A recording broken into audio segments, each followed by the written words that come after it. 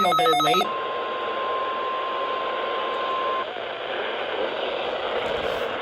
Hazards warning device for station KHP38 in Atlanta.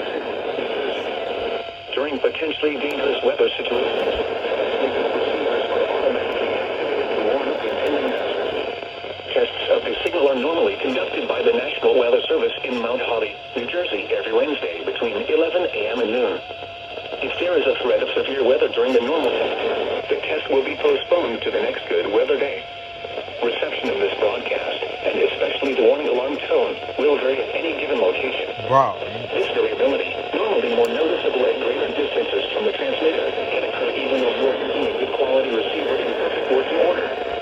The warning alarm tone will be activated for hazardous weather watches and warnings for the following counties and marine areas in near southeast New Jersey, Atlantic, Burlington, Cape May, Cumberland, and Ocean, including the Atlantic coastal waters from Squam Inlet, New Jersey to Cape Henlopen, Delaware out 40 nautical miles, and all of Delaware Bay.